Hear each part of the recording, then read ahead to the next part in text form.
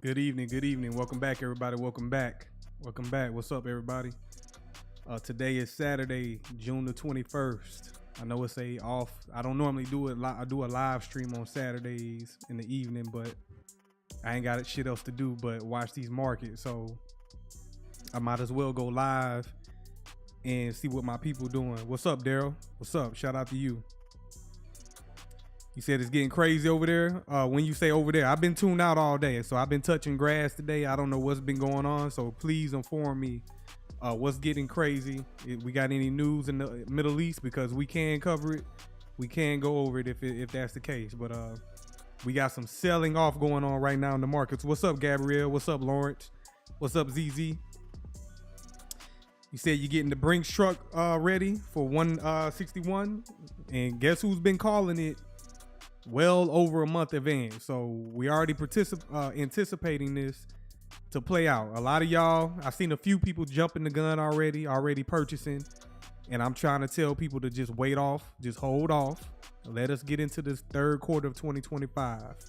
Let us finish June. Let's roll over into July. So stack that fiat, stack that capital. Daryl, you said Trump saying we bombed Iran. Oh man, was that today? We're going to get into it. We're going to cover it. I didn't really have any news headlines today to cover, but we definitely can get into it. If y'all just joining, man, I appreciate y'all joining on this Saturday evening. Y'all could be doing anything else, but why not? Let's talk about this money, man. Let's go ahead and talk about this money. If y'all haven't been on my channel, I have a master class coming up. I'm going to do a free master class. I was supposed to do it today, but I might do it tomorrow morning. But I got a free masterclass technical analysis. We're going to mainly just focus on TA. So if y'all want to participate in that, be on the lookout for that. I'm going to try to get that in tomorrow morning sometime. But definitely appreciate y'all joining. The U.S. strikes 3 sites in Iran. Wow. That's major news to me. See, I've been tapped out today. I've been getting alerts in Discords and social media talking about how prices are selling off, which I already knew that. But that could be a factor why prices are selling off. So let me look up some headlines right quick. In the meantime, let's come over here to the charts right quick. Let's come over here to the charts. If y'all just joining, man, make sure y'all smash that like button for me. I appreciate it. We got XRP currently trading at 207. I'm expecting XRP to go lower. If you already pulled the trigger because you've seen, prices at 207, you might regret it in the short term. So just know I'm expecting prices to drop down even lower across the entire asset class, pretty much across all crypto. Bitcoin might be the exception though. Stellar currently trading at 23 cents. XDC at 5 cents. Are y'all taking advantage? Let me know in the chat. Are y'all taking advantage? If so, what cryptocurrencies are y'all purchasing? I know a lot of people complaining like, man, I never thought we would still be buying crypto years later and they're still at these prices. But whenever these things take off and manifest itself, it's not going to be at these prices forever. So hopefully you're taking advantage. But which assets did y'all purchase over the weekend so far? I know when I get off live stream, I got some buying to do. I know that for sure. ZZ, you said just happened the bombing. Oh, okay. I understand what you're saying. So we're going to cover the bombing. We're going to see what's going on. We're going to cover that, man. I need to pull up some headlines first. But are y'all taking advantage? Do y'all have fiat stacked? Are y'all ready to go? XDC trading at 5 cents. HBAR 13 cents. Got some great prices, great opportunities in these markets. We got Bitcoin down to $102,000. We got Ethereum, 2,200. Algorand, 16 cents. We got DAG. I'm interested in DAG, 3 cents. I'm expecting DAG to come down to about 2 pennies to 1 penny. We got IOTA, currently trading at 15 cents. We got ZBEC, under a penny. We got ICP, down to $4.79. We got Ondo, 70 cents. We got Solana, trading at $136. We got Flare Network at 1 penny. We got Cardano at 56 cents. We got Chainlink at 12 cents. What's up, Barton K? Let me get a quick roll call. If y'all in the building, give me a quick roll call. It's on Fox right now. Okay, I'm gonna check it out. Let me get my links prepared and I'm gonna pull it up. Daryl, I scooped up some XDC. Shout out to you, Daryl, because hey, you took advantage. That's one of the assets at discount right now. Barton K, what up? I appreciate you joining, Barton K. Bart, you said Algo at 15 cents. ADA 56. Yes. I just went over it. Let me see again. Let me see. Did I call out Algo? I don't think I called out Algo. I might not have called out Algo. Did I miss Algo? Yeah, I missed. No, I didn't. It's at 16 cents. Algo is at 16 cents. ADA is at 56 cents. Yes, correct. So hopefully y'all are taking advantage and have some fiat stacked up. You know what I'm saying? Hopefully y'all got some fiat stacked up. In the meantime, let me pull up something right quick. Let me see if I can find some headlines that y'all are informing me about. Y'all are telling me the U.S. has gotten involved. First thing I look at when I go to YouTube, and this is my first time coming to the charts today. This is my first time really checking out social media. So I appreciate y'all keeping me informed. That's why we have a community. Iran launches Hellfire on Tel Aviv. So we got a live feed. I'm going to pull that up. Let me pull that up right quick. Oh, yeah. We got some live action. I got a live stream feed. Let me pull this over right quick. Let me put that up there. And let me blow that up. And then let me bring y'all over here right quick. So we can, while we watch this footage or this live stream or this feed, I could be looking up headlines.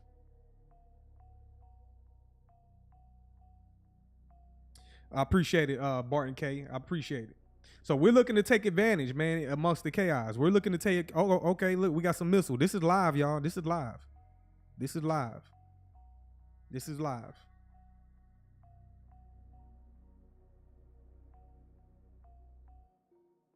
So yeah, that's live rocket fire. That's live rocket fire. Hopefully y'all can hear that audio. Let me cut the music down. Yeah, things are definitely heating up. I probably need to go retitle this. I'm about to go retitle my damn live stream. I need to put that in right quick. Let me see right quick. In the meantime, y'all be patient. Hey, I'm just kicking it tonight. This isn't like nothing formal like I normally do. This is just like winging it. So I'm not really, and I hear jets. I hear jets in the sky. So that's live rocket fire, Tel Aviv. Live rocket fire right now, Tel Aviv. I'm covering this live. Meanwhile, the markets are reacting. That's some amazing shit right there. That's some definitely amazing shit right there. SHX, what you think? Let me go look at SHX right quick. Let's go bring up SHX. See if I can pull that up. Or did I talk about it? No, I didn't add SHX. Let me see right quick. See, I'm scrambling and scraping to bring up the headlines. Let me type in SHX.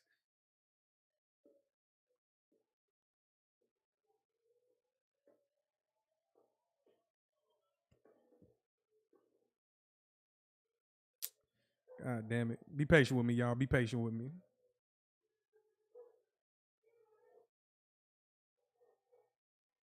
I hear people screaming, man. That's crazy. I'm going to get back to the live feed here in a minute. We can discuss it, y'all. We can discuss it. So what y'all think, man? I'm thinking they're moving fast. Like Trump with the smoke screen talking about, yeah, I'm going to give it 2 weeks. No, we was already there. Trust me. We was already there in the region.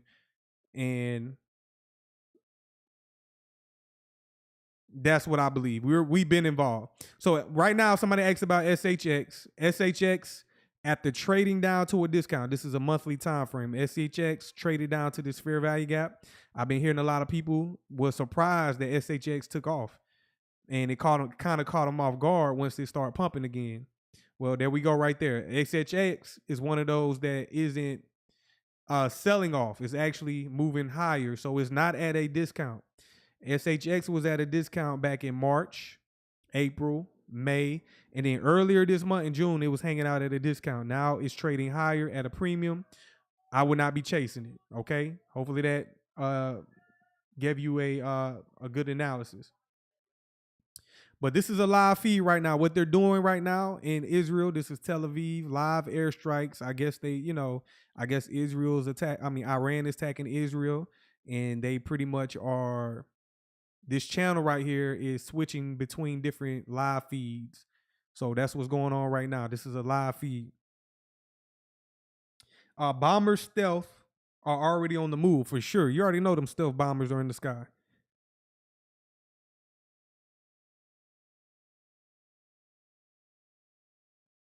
Gabrielle, you said no, boss. Do you know China's air carriers are moving into the Gulf support Iran? I'm not surprised.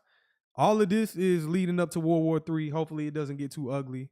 You know what I'm saying? So, hey man, pray for the world. You know what I'm saying? That's all you can do. Pray for the world, and hopefully, this shit goes by like a storm.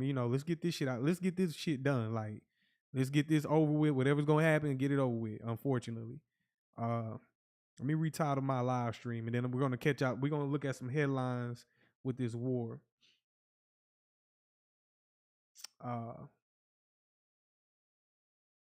Let me see right quick. And if y'all are in the live stream, go ahead and share the live stream. Share the live stream. And this is unconventional tonight. We just chilling, man. Like, this isn't like structured or anything. If y'all didn't hear, if y'all just joined, make sure y'all smash the like button. We just kicking it tonight. I don't normally go live on Saturday evenings, but we're just kicking it right now. Let me retitle my capitalize on World War III. Let's see. World War III.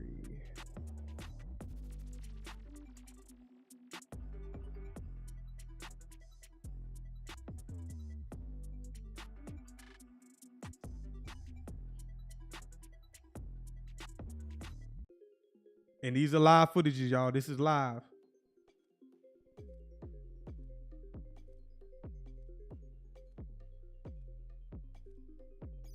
Hit that like button. I appreciate it. Appreciate it.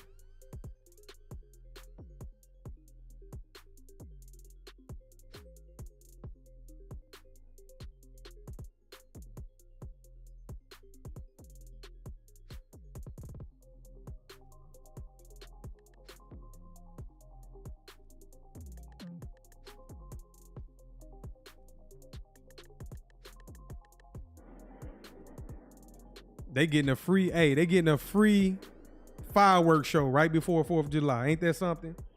Ain't that something? In the meantime, I'm looking for some headlines right quick so we can see what they talking about on the mainstream media. Let's see right quick. Y'all are getting this live. Y'all definitely are getting this live. And when I say I'm looking through the algorithm, everybody is covering it. Everybody is literally covering this. Oh, wow. That is insane right there. That's insane. We just seen a live bomb go off. I would hate to be over there in that region.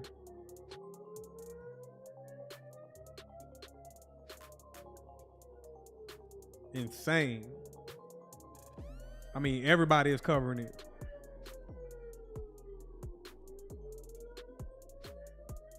Got live boots on the ground. Let me bring this over here. Live boots on the ground.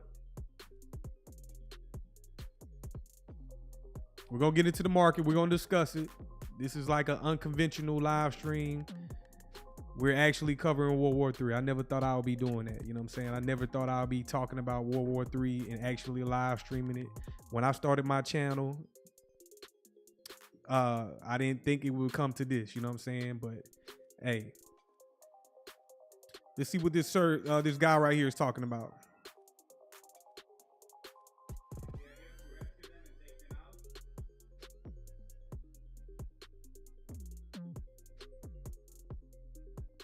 So we're not really getting much footage from the Iran. I'm sure it's going down in Iran, but it's mostly Israeli media. And it's crazy.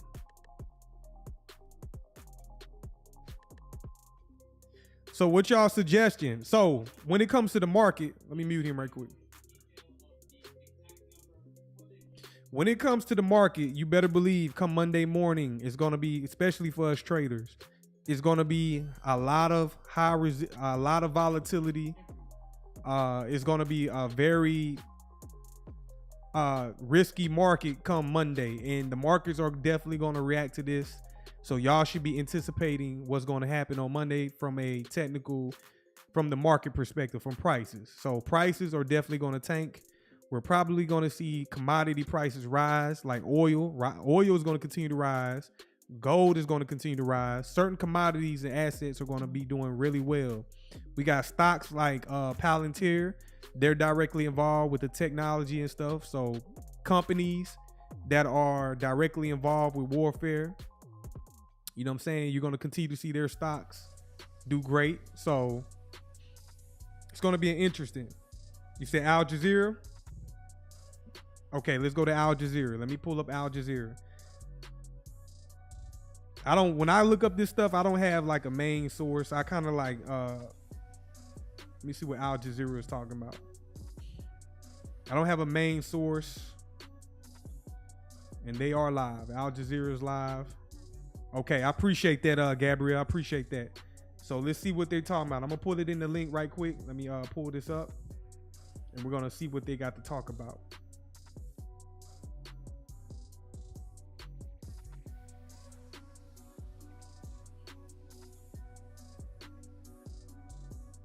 Criteria is to search for people with criminal tendency, and then they keep finding. 1 second.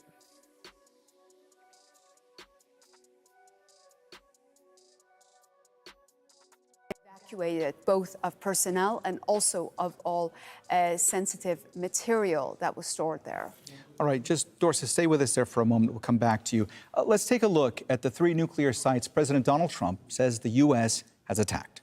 U.S. forces have hit Fordo, we involved, Natanz, y'all. and Isfahan. We definitely involved. The Natanz site is Iran's main uranium enrichment site. Fordo is another facility where nuclear fuel can be purified. And Isfahan is a site that Iran uses to convert uranium. Dorsa, let me ask you more specifically about those sites and also about the fact that, as you mentioned just a few minutes ago, Iranian officials had said that those sites had been evacuated already. Speak to us about the preparations that were already in place in Iran as to the potential expectation that the U.S. might be striking. Well, the Iranian officials from the country's Atomic Energy Organization have been in constant communication with the officials from International Atomic Energy Agency, that is the UN's nuclear watchdog. They have been reporting all the attacks in and around the facilities that have taken place since June 13th.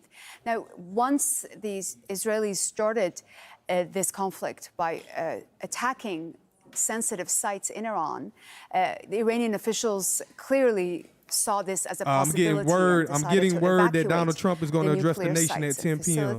Donald Trump is going to address the nation at 10 p.m. So, and every attack we had heard that, from the International Atomic Energy Agency saying that their inspectors who are still based in Iran. We have to remember, Iran's nuclear program is the most inspected and closely monitored nuclear program in the world.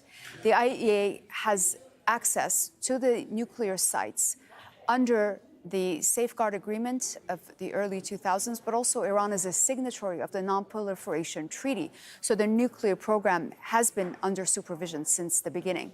So the agency is closely watching, monitoring all these strikes and attacks in and around these facilities and reporting if there's any risk of contamination to the vicinity and the greater areas, then they would be the ones that would inform immediately the officials as well inside the country. All right, Dorsa Jabari, stay with us. We'll be coming back to you for more details. But for now, thanks so much for joining us. Let's go back now to our White House correspondent, Kimberly Halkett, who's joining us live from Washington, D.C. Kimberly, just bring our viewers up to speed. What's the latest you're hearing from the White House? Yeah, we are here at the White House. The lights are on in the West Wing, as well as the residence. The U.S. president, of course, cutting short his visit home to his property in New Jersey. That was the first signal for many that there was something that was imminent here on Saturday evening in the United States. Now, the local time here is 9:14 in the evening. At 10 p.m. local, that's in 45 minutes time, the United States president will be giving an address to the nation, and he will have to explain why he decided to unilaterally take a strike against Iran's 3 nuclear sites, the main one being Fordo. That is the one that the Israelis had been pushing for the United States to assist in their military campaign, given the fact the U.S. president has said this week that Israel did not have the capability to destroy the nuclear infrastructure. So wait, did they drop the bunker buster? Did they drop the bunker buster? Did they drop the bomb? Y'all let me know in the chat. Y'all let me know in the chat if y'all heard anything different. 1,000-pound bombs capable of potentially, but not 100%, destroying those facilities. And so for that reason, the U.S. president was advised this week, as he met multiple times with his national security team in the Situation Room of the White House, was guided, according to our sources, that he would be able to make this strike against these facilities and that would be sufficient, that there would not be necessary for drawing the United States into a broader conflict. Now, we should point out that the U.S. president is flying in the face of his own intelligence community. His intelligence community has said, and his director of national intelligence, until just in the last 24 hours or so, when she changed her story, said that Iran was not in imminent possession of a nuclear weapon. They had the capability, she testified, but so do many other nations, Japan, Argentina, countries in Europe. There are a number of other countries that have those same capabilities. So the U.S. president, when he gets on national airwaves in just under an hour, he will have to lay out his justification for war, because as we have been reporting here at Al Jazeera, the U.S. president cannot unilaterally declare war. That is something that only Congress can do. The U.S. president is the commander-in-chief of the U.S. military. He can direct the operations, but he is not the one that can bring the nation to war single-handedly. But we should point out that this is not the first president to fly in the face of the U.S. Constitution. No doubt he will argue that there is some precedent for this, but at the same time, he will have to prove that the United States was in imminent danger, which so far is not intelligence that has been made public. Kimberly, just stay with us for a moment. We just want to mention first what U.S. President Donald Trump had said on Truth Social earlier. He'd said, "We have completed our very successful attack on the 3 nuclear sites in Iran, including Fordo, Natanz, and Esfahan. A full payload of bombs was dropped on the primary site, Fordo. All planes are safely on their way home. Congratulations to our great American warriors. There is not another military in the world that could have done this. Now is the time for peace. Thank you for your attention to this matter." Kimberly, now we are also seeing reports emerging in the last few minutes that reportedly Trump had spoken to Israeli Prime Minister Benjamin Netanyahu after the U.S. conducted strikes on Iran. We know that Donald Trump is scheduled to speak to the nation, to address the U.S. in a little under an hour, according to our estimates. Do we know more about what he plans to say in that address? So we definitely gonna cover that. We're gonna be live for that. We're gonna watch Donald Trump say what he gotta say. What's y'all thoughts on this, man? What's y'all thoughts on all this going on? Outside of the markets, y'all just tell me what y'all feel, man. Tell me how y'all feel. We can chat it up. We're gonna come back to that here in a minute. But y'all let me know how y'all feel about the situation going on in the Middle East. I want to know y'all input. You know what I'm saying? So I don't know everything. So what do y'all think this leads? What's the next step? How does China get involved? What does Russia do? What does Turkey do? What does, what do y'all think is the next step?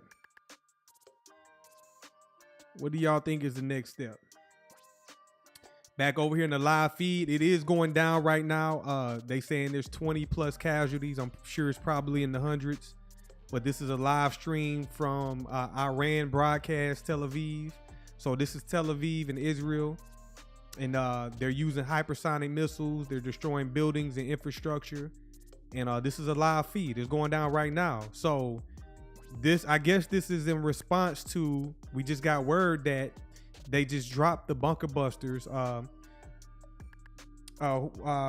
ZZ, you're telling me they dropped 6 bunker busters. I'm gonna take your word for it. And I did see that each one of those bombs cost like $20 million, or it's very expensive for each bomb. And I think they only got like a hint. They probably only got less than 100 of them in their arsenal. So they got to be real strategic when they drop those bombs, because they're not cheap to make. And they're a very special bomb. So you're telling me they deployed 6 of them? That means they mean business. They're not really here to mess around with Iran. What's up, Excalibur? If y'all just joining, man, smash that like button, bro. Smash that like button. I got 16 people in the live stream. Smash that like button for me. ZZ, you say BTC to break all-time high and go back down to a crazy low. Soon would be an insane to see. We're gonna wait and see. ZZ, what's up, Excalibur? Gabrielle, you said, to be honest, Trump did not have to drag us into this mess. I think peace talks are off the table. Gabrielle, he doesn't control none of this. Hopefully you know this. No president, they're the face of it, but no president is in control of the military. You know what I'm saying? Trump is playing a dangerous game. You know what I'm saying? The lobbyists, the powers that be that sit above Trump. There goes a missile right there. It just got intercepted, it looks like. That was crazy. I just seen a missile get intercepted in the sky. So that one would have definitely hit. Pray for the people in Israel, man. Like, I'm not anti nobody, you know what I'm saying? Like, I just want peace. I want everybody to live a full, happy life. And it is what it is. We can't control it. Yes, money, money, money. Money, money, money. ZZ, 6 of the Fordham on Fox News headline. Okay, so Fox News covering that they dropped 6 of them. But hey, check it out. The markets, a lot of the traditional markets are currently closed. They're currently closed. So come Monday, I'm not even trading Monday. Me personally, I got to see how we open up. It's going to be high risk. You better believe when the market's open, the dollar is going to be very volatile. I'm speculating that the dollar is coming down, which we're already covered at if you watch my analysis. Let me come over here right quick. Pull up the dollar. Let's come to the Dixie. So as you can see, this is the dollar index. This is the dollar index. This is a 3-month time frame. We got 8 days left to complete the second quarter, and we're going to roll over to the third quarter of the year. So once this candle closes right here in 8 days, the next candle is going to be bearish, and I'm going to expect it to come down to these levels right here. Let me go out to a 6-month time frame. Whenever the dollar goes lower, that's a risk-on environment. That means probably countries are going to be selling the dollar, like especially BRICS countries. But it's definitely going to sell off. This candle, this is a 6-month time frame. This candle also closes in 8 days, and then the next one will form, and that's going to be the second half of 2025. I've been forecasting that the dollar comes down lower. I want to see it come down into this order block, this candle right here, the opening price of that candle. I want to see it drive down there, and I want to see how it reacts. Also inside of the order block, y'all tell me in the chat, what is that right there? If you don't know, these things, the markers are algorithmic. If you're just joining, smash the like button, subscribe to the channel. The markers are algorithmic. These functions repeat over and over again. So I've been bearish on the dollar. It's going to take World War III to sink this, clearly. And let's see what happens, man. Let's see what happens. You know, as the dollar sells off, risk on environment, meaning we can expect commodities, crypto, everything else to be bullish in the meantime. Yes, SIBI. It's a BISI. Buy side and balance, sell side and efficiency. But I didn't even know. When I went live, y'all telling me in the comments it's breaking news in the comments. And that's what's going on. Let's come back over here, see what the headlines are saying.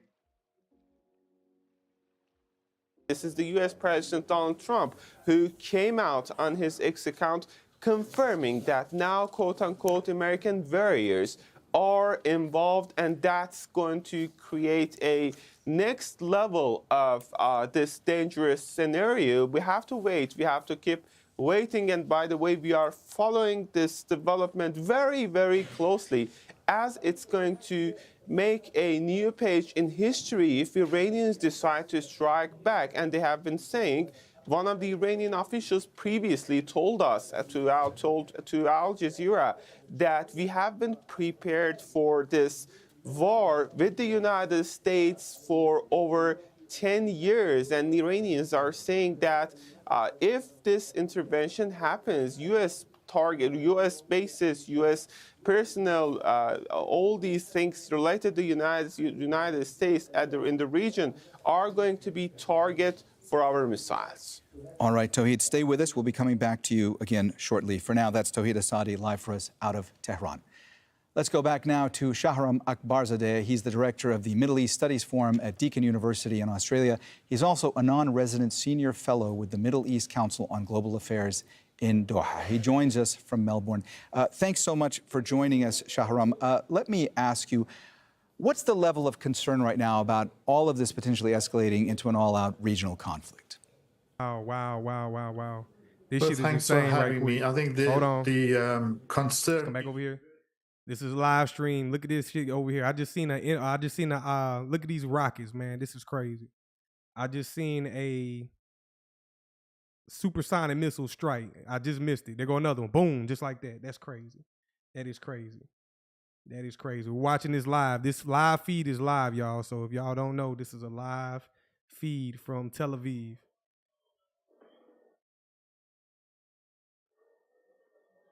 Somebody gonna fire off a nuke, man. Let's just pray that doesn't happen. Let's just pray that doesn't happen. Here in less than an hour, Donald Trump goes live. We're gonna talk about it. Oh yeah, oil. So what that mean? If we already know oil about to go crazy come Monday morning in the futures market, so y'all better be loading up if y'all know how to trade, whatnot, and speculate on oil, because it's clear as day what direction it's going. So we're gonna cover that as well. I'm gonna cover that. I agree with you, Jude. I agree with you. Why can't we just have peace in the world? Well, this world wasn't built on peace. No civilization built it peacefully. So I understand, we got some sympathy. That's just the way of the world. It's going to be like that. It was like that before us. It's going to be like that after us, unfortunately. Humans are destructive creatures. We don't know how to get along. We ain't never seen people getting along ever in life when it comes to, high level politics.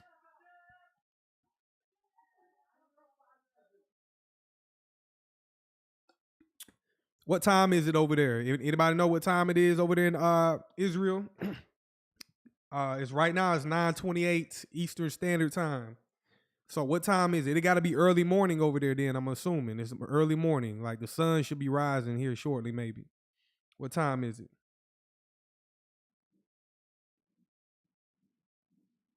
I'm going to check it out, Gabrielle. Let me pull it up here in a second. I'm going to pull it up. We're going to look at oil. It's right now the markets are closed, Gabrielle. So I reviewed it earlier yesterday.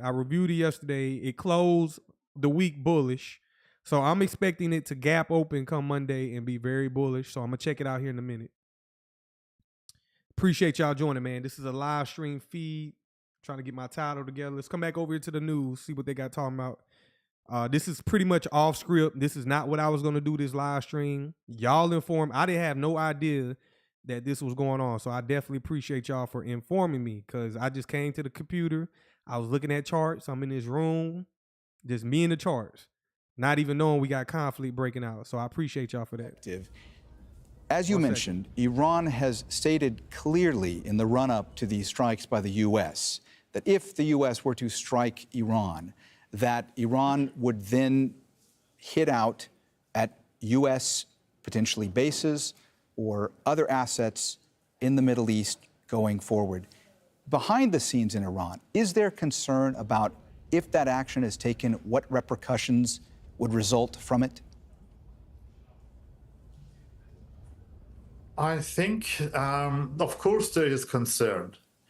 But what this attack has done is it has basically significantly eliminated and removed the threat of a popular uprising in the country. The idea, the logic behind the Netanyahu attack and the US attack is that this kind of military intervention would bring about a popular uprising to depose the government, basing on the assessment that the government in Iran is unpopular and that it is ready to be toppled over.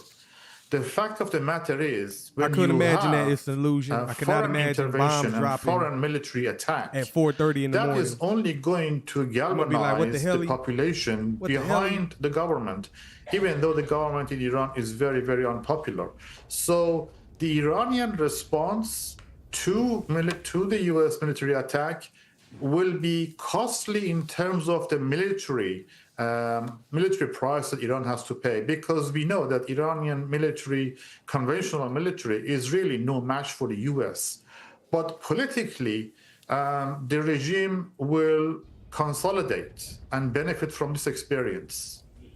Shahram, let me ask you, when it comes to the mood inside of Iran right now, you were talking about the fact that it's unlikely that there would be mass protests at this point because of this action taken by the U.S., that it's unlikely there would be regime change. We do know that Israeli officials had hoped that one of the eventualities of their strikes on Iran, or if the U.S. were to be involved, which now they are involved, is that there could potentially be, they thought, regime change in Iran. We know that the opposition in Iran has been fractured for many years. We are involved. The United States is involved. Right now, you know what I'm saying? is there so ain't no that looking sort back. of Ain't no rally turning around back. the flag I know we had a lot of people hoping. It's uniting Iranians in this moment?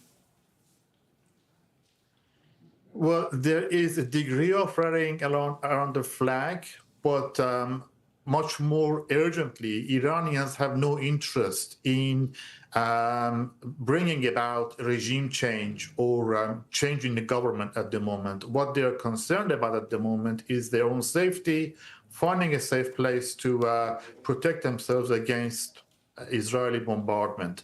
That is the number one priority for the Iranians. And we know that Iran is going through a really tough time. Electricity is intermittent. Internet is intermittent. There's a shortage of fuel, shortage of cash. ATMs don't work. So those are the more pressing issues and challenges that the Iranian population is facing at the moment. All right, Shahram Akbarzadeh, he's the director of the Middle East Studies Forum at Deakin University in Australia. Thank you so much for joining us here on Al Jazeera. All right, here's what we know so far. In the meantime, let's come back over here. President Donald Trump has posted on his social media site, Truth Social, going down right now, announcing the U.S. has conducted strikes on 3 nuclear sites in Iran. It's going down in Tel Aviv. If you're just joining, they just struck. United States got involved, so they just struck the nuclear facilities in Iran. That is breaking news. This is a big deal. The markets, which should not be important right now because people are losing their lives. People are potentially going to lose their lives. But for us over here in the West, all we can do is sit back and watch it unless something comes over here. We don't know what's going to happen tomorrow. But you better believe people are profiting from all of this. You know what I'm saying? People going to be profiting from this. So let's go check out oil. I got a request for oil. Let me go pull up the oil chart. I want to pull up the oil futures contract. So let me come over here. Let me pull that up right quick. And I appreciate y'all just joining. I originally was going to do just pure technical analysis, but we got breaking news. The world is on fire right now. So pray for the world. Let me see right quick. Let me pull up oil. Oil, I'm expecting to go crazy come Monday morning. And for us traders, that's a way to capitalize on the war, unfortunately. Let me see right quick. Not crude. Let me check out crude. Old contract. Damn, what's the oil futures contract? 1 second. CL crude oil. Check that out. So here we are, crude oil. This is the crude oil futures contract.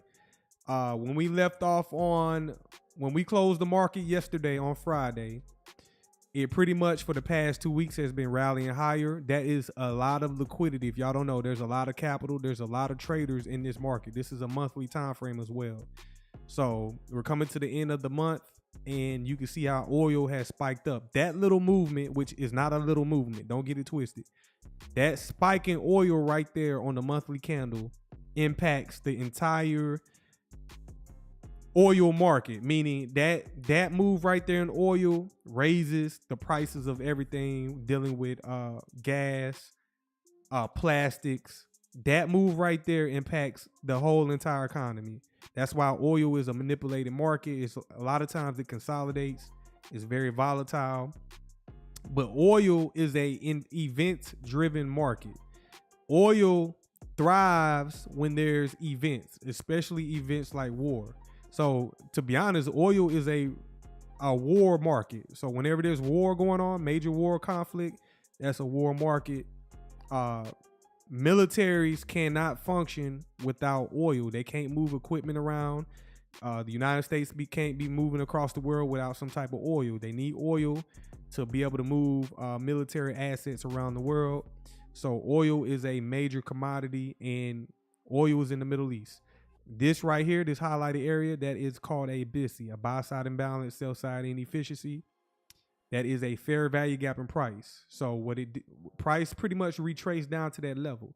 Now, what I want to do now is drop down from the monthly down to the weekly. On the weekly time frame, look at that price action in oil where it traded down to a discount. Smart money, we're talking about institutions, smart money. They're purchasing oil down here at a discount. Futures contracts, not like physical oil, like futures contracts. So they was putting in their orders.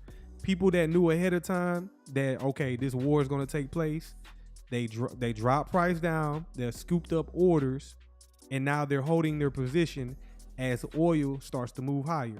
So check it out. When the market opens on Monday, this was Friday's candle right here. Oh, this is a weekly candle. When the market opens on Monday, y'all tell me in the comments, what is that right there? That is clean as day for the market to trade down there, and they use that for support. What is this right here in price?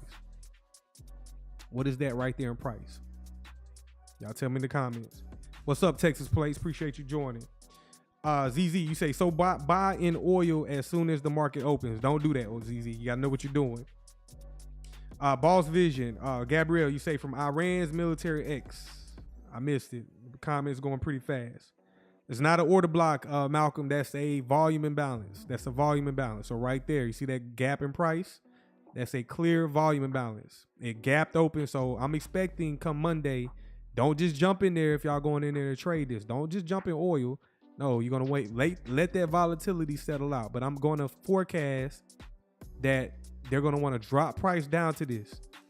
And that's going to be an opportunity to get long, because you already know it's clear as day that oil wants to go higher.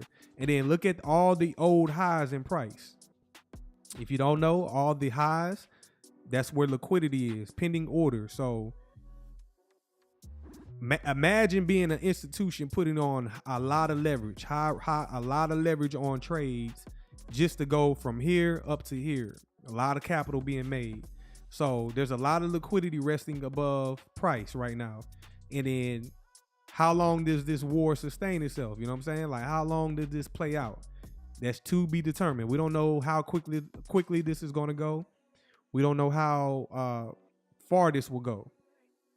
We don't know how it will escalate. So right now I'm bullish on oil, because oil is about to take a turn for traders. Still a choppy, volatile market though. I'm not. Oil is very manipulated. It's a hard market. Oil is one of the hardest markets to trade as a trader. So we're gonna look at it a little closer here in a minute. But let's come back over to some of this coverage. If you just joining, you just missed live footage. There goes a rocket right there. You know what I'm saying? Right there on my screen, flying across the sky. Israel has been shooting interceptors to try to stop Iran supersonic missiles. Our United States got involved this evening, tonight, or over there in the morning. They got involved. They went ahead and bombed those facilities. So we're involved. Ain't no going back now. You know what I'm saying? We involved. So that's going to bring opportunities for us investors. We're going to anticipate some prices to drop down to discount, and we're going to be anticipating opportunity. Look at those consecutive interceptors flying in the sky. That's crazy, man. That's crazy. So no, volume imbalance does not mean heavy volatility. ZZ, I'm gonna need you to pay attention now. Pay it close. I done mentioned it before, ZZ. A volume imbalance does not mean volatility. A volume imbalance means, let's go back down. Let's go to the monthly. Down to the weekly. A volume imbalance is another gap in price. A volume imbalance is another gap in price. So you see the clear gap. The bodies are not overlapping each other. You see that? There's a clear gap in price. What it lacked was volume. So it pretty much skipped. So when price was moving higher, it closed right here. This candle closed right here at the top. And then it gapped open up here. You see that? The opening price of bearish candles is at the top. The opening price of a bullish candle is at the bottom. So it closed right here and then gapped up here. And then once this candle closed, it created a volume imbalance. There was no price action in between. And there's a reason why it gapped up, because of the conflict in the Middle East. You already know, like, oil is reacting off of the war. So it's gapping. It's skipping. So it's like, it's skipping efficiency and price. So what the algorithm is going to want to do is it's going to want to refer back down to it to make it efficient. So hopefully that makes sense. It's not dealing with volatility at all. It's another PD array. So get back in those lessons. You might need to get back in those lessons. So we got multiple feeds going live. You know what I'm saying? Multiple feeds going live. It's going down over there in Israel, man. It's going down. It's going down in Iran as well. No, ZZ, that's not what it means. Yeah, Trump going live in 20 minutes. So we're going to be paying attention to that. Let me come over here. Let me make sure I got a clean feed. We're going to watch Trump speak. I don't know how long he's going to speak, but we're going to talk about it. We're going to get into it. Let me see if I can find a good link. Maybe the link I already have is a good link. If y'all just joining, man, I appreciate y'all joining. Subscribe to the channel. I'm mainly a TA channel. I hate to get into politics and all that, but hey, that's part of the game because these things directly impact the markets.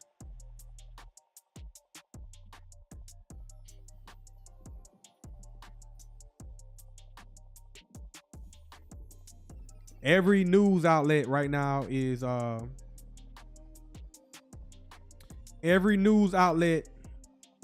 covering this. So bring this over here. They got a live feed at the White House, so they're waiting for Trump to go live, and we're going to watch that as well. See what your president of the United States has to talk about. He made the decision to go ahead and execute with his agenda. You know what I'm saying? So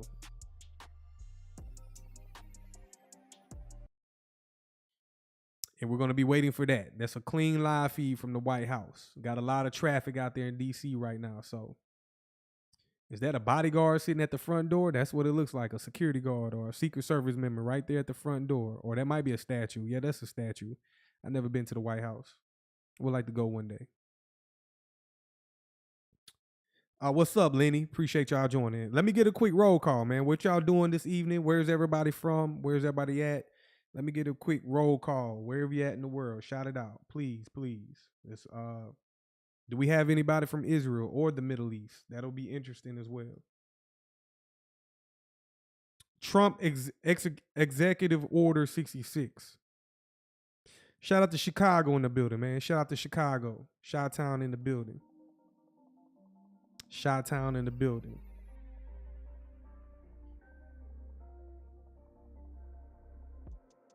What's up, Daryl? LA in the building. Barton K, you said Gators. Shout out to Florida in the building. Even though we got Gators down here in Louisiana, but shout out to Florida.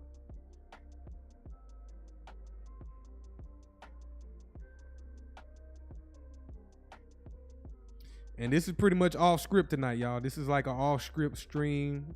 There's nothing coordinated about this. This is off script. I'm just on the fly, trying to incorporate the markets with all this.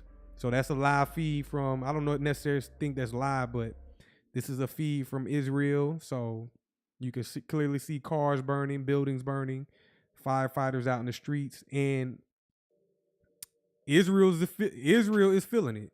Now,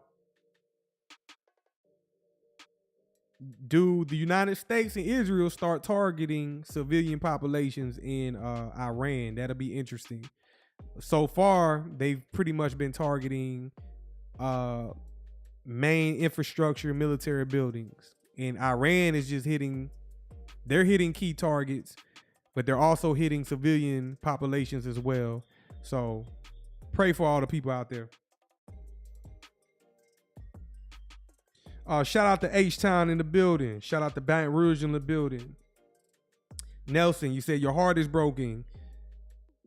You might have to log off, Nelson. You might have to log off, man. You might have to just woosah and go touch some grass, man. You might have to just log off. Duke City, New Mexico. Shout out to New Mexico in the building.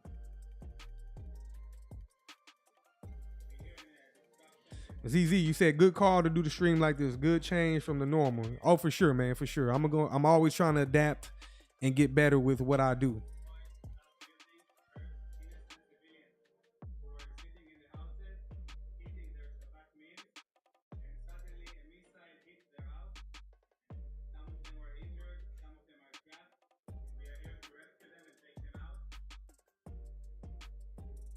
We on White House watch. Let's come back over to the news. Force Iran to, quote, agree to end this war. The president has called the strikes historic and is expected to address the nation at the top of the hour. Let's go back now to our White House correspondent, Kimberly Halkett. She's live for us in Washington, D.C. Kimberly, we are seeing reports emerge that U.S. President Donald Trump spoke to Israeli Prime Minister Benjamin Netanyahu in the past couple of hours. Have we heard any more from the White House with regard to details on that conversation? The U.S. president is the one that often takes the lead on messaging, and the White House is allowing him to do that. We expect that the first indication we'll get about that phone call may be from the president himself when he delivers that address at the top of the hour. Now, in the meantime, I can tell you that the congressional reaction is starting to come in with regard to the president's Truth Social posting. Not surprisingly, one of the more hawkish Republicans, Senator Lindsey Graham, who has been advocating for this, is now applauding the U.S. president, responding and posting to the president's announcement that there had been a completion of the successful attack on 3 nuclear sites in Iran. Lindsey Graham writing, "Good, this was the right call. The regime deserves it. Well done, Mr. President." But we should tell you, other Republicans, like Thomas Massey, a congressional Republican, not the same way. In fact, he is saying that this is not constitutional. And here on Al Jazeera, we have been talking about the division of powers between the executive branch, the White House, and the legislative branch, the U.S. Congress. That only Congress can declare war. So we will have to hear from the U.S. president about whether or not he believes this was constitutional, and if so, why. Now, we also have reaction from the Senate Majority Leader, John Thune, and he writes, "The regime in Iran, which has committed itself to bringing death to America and wiping Israel off the map, has rejected all diplomatic pathways to peace. The mullah's misguided pursuit of nuclear weapons must be stopped as we take action tonight to ensure a nuclear weapon."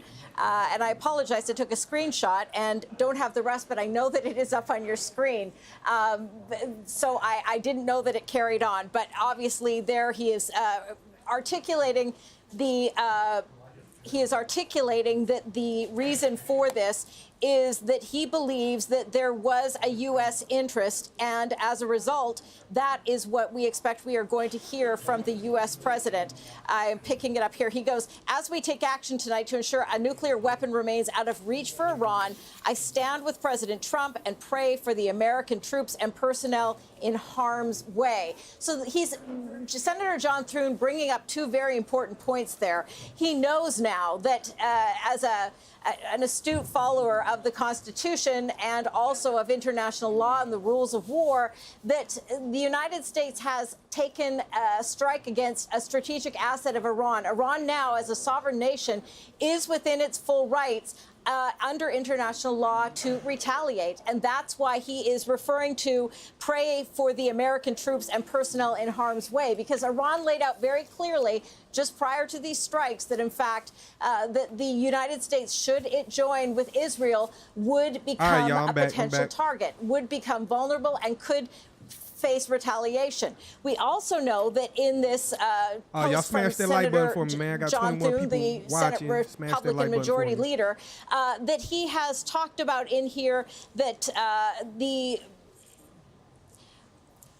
they have rejected all diplomatic pathways. And that is a really important point, because what we know is that the U.S. president said that he wanted to give 2 weeks and would make a decision within 2 weeks for there to be a potential for Iran to make an unconditional surrender. And that is what he was looking for, complete and unconditional surrender. But what appears to have happened, according to some of the sources, U.S. officials I've talked to, is that the U.S. president, when he discovered that there was no breakthrough in Geneva between the Iranian representative and the top diplomats from Europe, and that Iran had not given that complete and unconditional surrender, that is when he decided to act with force. The White House press secretary saying very quickly that the president's first choice will always be peace, but he is not afraid to use force, something that he has done in just the last few hours. All right, Kimberly Halkett, thanks so much for bringing us up to speed. Stay with us. We'll be coming back to you shortly. Hamda Salhout's joining us now live from Jordan's capital, got about 9 minutes, Amman. and Hamda, Trump I'm is supposed told to be that we're speaking. now Let's see seeing what a statement from Israeli Prime Minister Benjamin Netanyahu. What more do we know?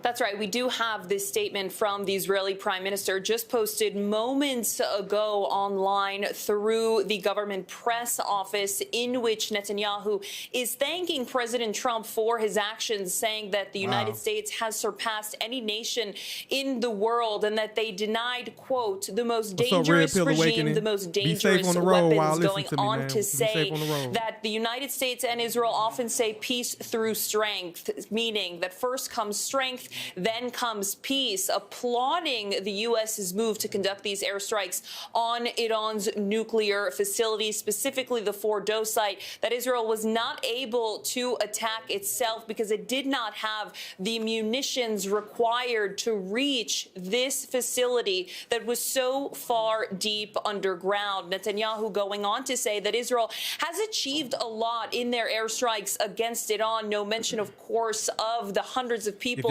who have been killed and all of the destruction that has taken place as a result of these Israeli attacks. But make no mistake, this is something that the Israelis had wanted since they had started their attacks on Iran 10 days ago. There were private conversations happening behind the scenes that the Israelis were frustrated with the fact. All right, let's get some breaking news. Here's Israel's Prime Minister Benjamin Netanyahu with a statement. Breaking news. news. Listen in. But in tonight's action against Iran's nuclear facilities, America has been truly unsurpassed. It has done what no other country on earth could do. History will record that President Trump acted to deny the world's most dangerous regime the world's most dangerous weapons. His leadership today has created a pivot of history that can help lead the Middle East and beyond to a future of prosperity and peace. President Trump and I often say, peace through strength. First comes strength, then comes peace. And tonight, President Trump and the United States acted with a lot of strength. President Trump, I thank you. The people of Israel thank you. The forces of civilization thank you. God bless America. God bless Israel, and may God bless our unshakable alliance, our unbreakable faith. All right, let's go back to our correspondent, Hamda Salhoud, who's live for us in Amman, in Jordan. Hamda, sorry we had to interrupt you there, but there was a video statement from the Israeli Prime Minister Benjamin Netanyahu in which he thanked U.S. President Donald Trump. What else did we hear from Mr. Netanyahu? He basically got on his knees.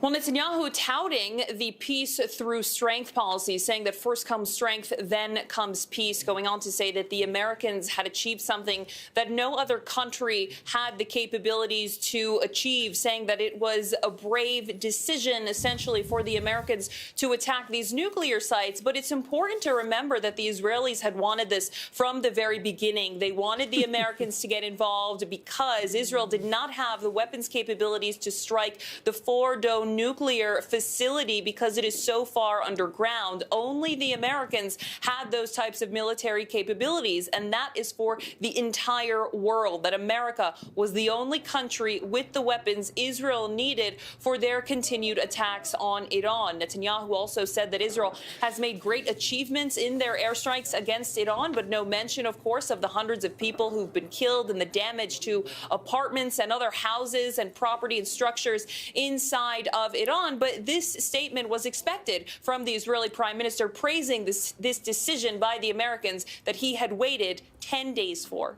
All right, that's our correspondent, Hamda Salhoud, live for us in Amman, Jordan. Thanks, Hamda.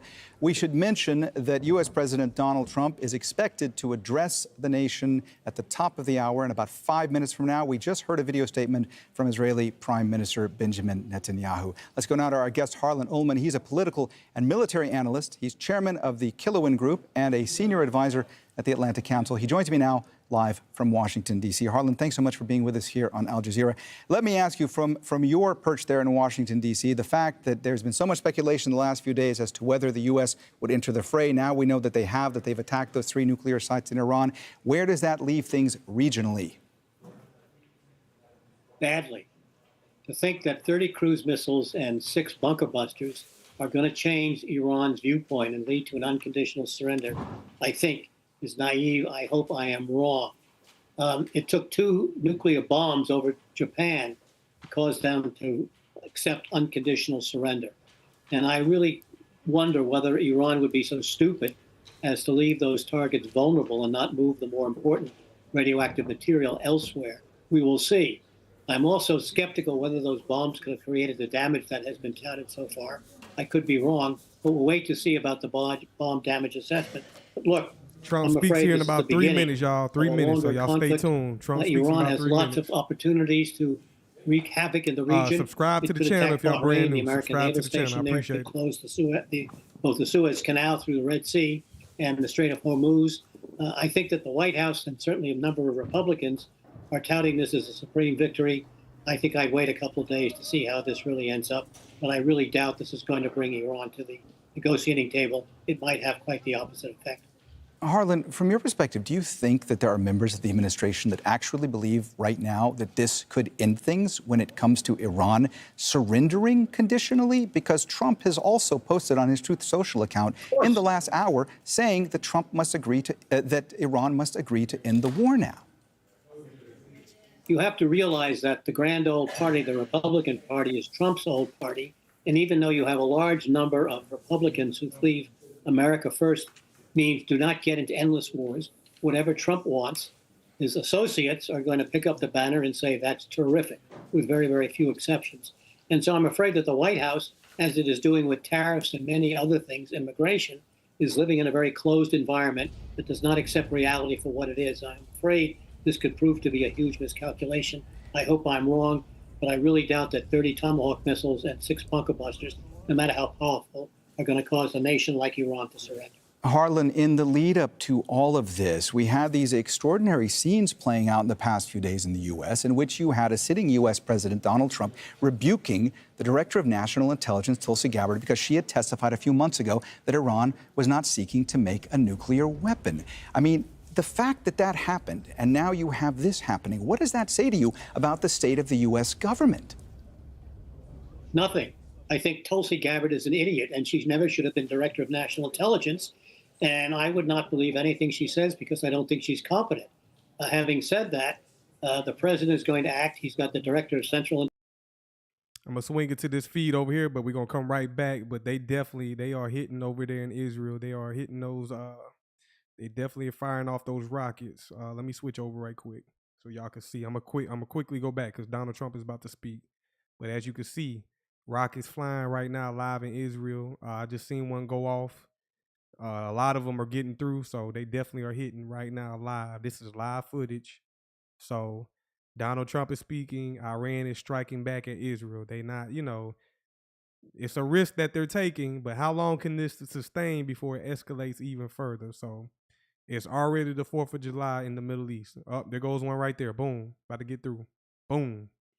Just like that. That's crazy. But let's come back over here to the news, live news. Shit is flying around over there. This is definitely amazing. But let's come back over here. In a bubble. If you go back to August 1964, after the Tonkin Gulf incident, in which the Americans launched Lyndon Johnson authorized retaliatory strikes against North Vietnam, America really thought this was going to do a lot of damage to North Vietnam and would teach them a lesson.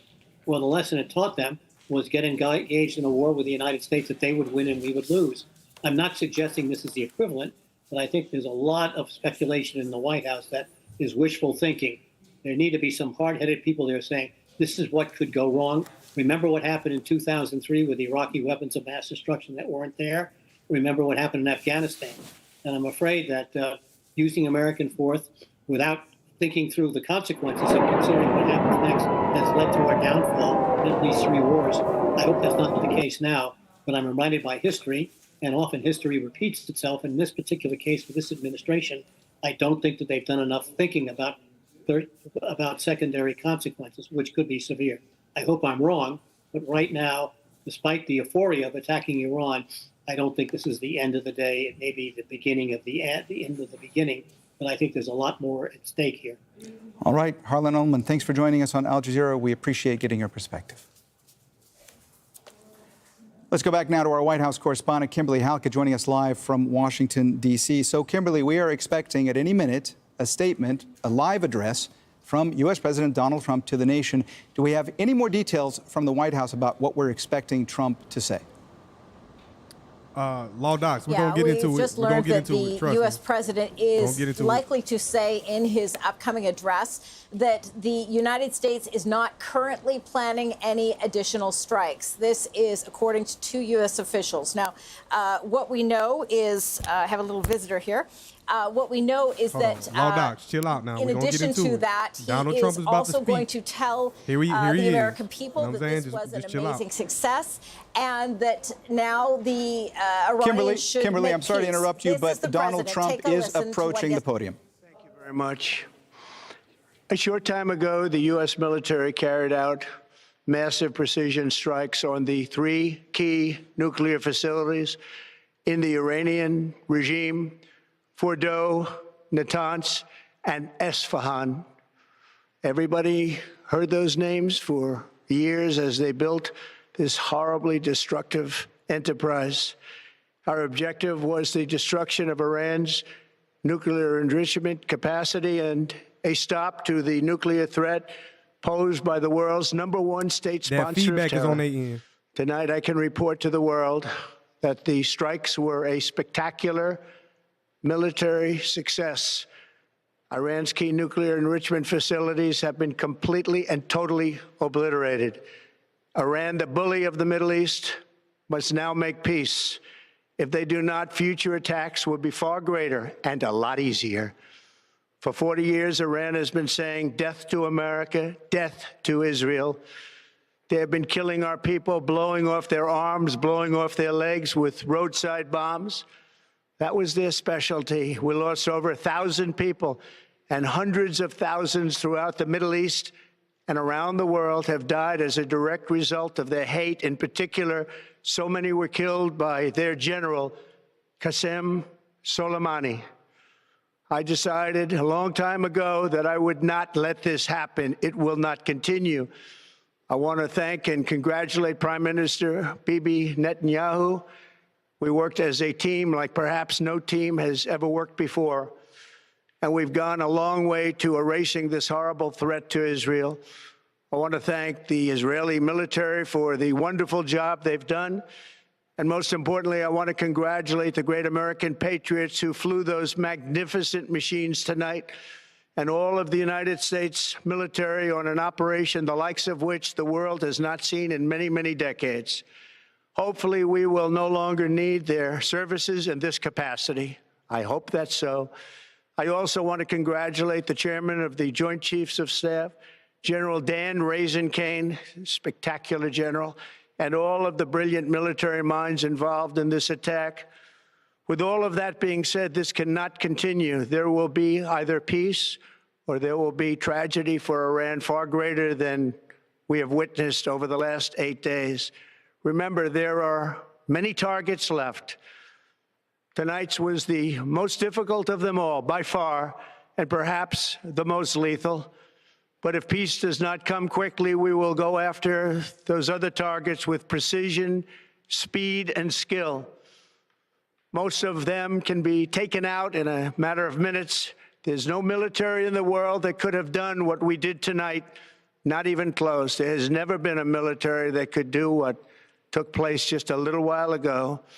Tomorrow, General Kane, Secretary of Defense, Pete Hegseth will have a press conference at 8 a.m. at the Pentagon. And I want to just thank everybody, and in particular, God. I want to just say we love you, God, and we love our great military. Protect them. God bless the Middle East. God bless Israel, and God bless America. Thank you very much. Thank you. All right, let's go back now to Kimberly Halkett, our White House correspondent, to talk us through what we just. And there you go, man. There you go. Your president of the United States, Donald Trump, speaking. Y'all tell me what y'all think about that, man. America has struck Iran and they're threatening Iran. So, hey, they letting them know, like, look, that was nothing, pretty much. You know what I'm saying? We gonna hit you back even harder. So that was pretty much nothing, and we can make it worse for you. So they should have took the deal, man. They should have took the deal. I'm not picking no sides though. It's unfortunate, but what's next, y'all? What's next? We expect volatility in the markets. We expect a lot of things going on in the markets. There will be opportunities. There will be Law Docs, you said he is the CEO of the US LLC. We know that, Law Docs. We know that. We know he's the CEO of America. A lot going on though, man. A lot going on. Let me see right quick. Any more updates from the chat, man? Anything else going on that y'all see? Anything else? Donald Trump has spoken. Right now, we got a live feed from Israel, Tel Aviv. They're using hypersonic missiles. There you see it right now. They're striking, and it's almost like rain. It's almost coming down like rain out there. You know what I'm saying? That's crazy. They got so many missiles, and it's just coming down with rain. You know what I'm saying? So as long as Iran is keeping this up right here, striking Israel, Donald Trump is telling them, hey, look, we can hit you harder. So where does this go? You know what I'm saying? I think this is just the beginning. You know what I'm saying? We pretty much announced that, hey, we are involved, and how can this escalate? I'm wondering what the oil fields out there in Iran is going to, are we going to continue to strike the oil fields? Because if we strike the oil fields in Iran, that directly impacts China, that directly impacts Russia and other BRICS nations in the region. So China depends on Iran for oil. So they've already issued that, hey, we need to stop all this. We need to chill out. So will China wake up? Would China wake up and be an aggressor? Will they pop out of their slumber and flex their military might? We shall see. You know what I'm saying? This is all gonna play out. Look at it. Look at this right here on the screen. It's raining missiles. Raining missiles. Let me read some of these comments. It's an illusion. You said, I'm sure it's not easy keeping up with that many lies. No, it's not, unless you're just reading them. Barton K, he's talking to national leaders, and I'm on a chat on YouTube. I leave to our leader. Okay, shout out to you.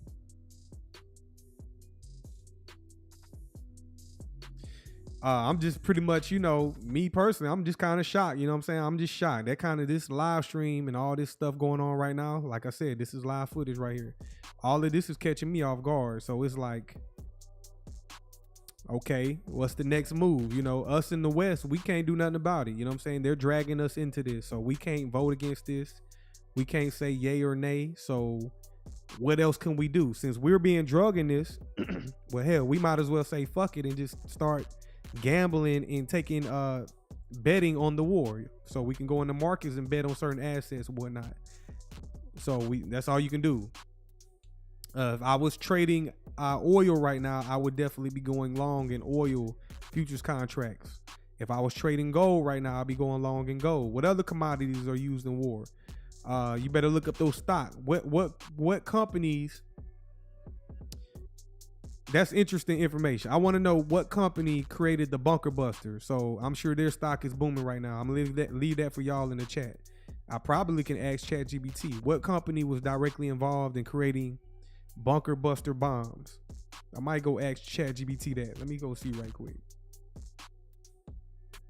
Let me pull that up right quick.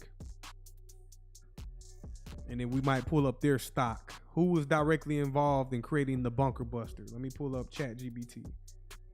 If you're not using artificial intelligence in your day-to-day, I don't know what you're doing.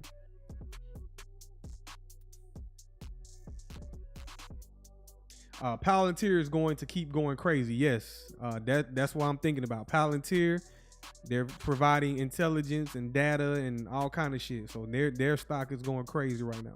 What company created the bunker buster?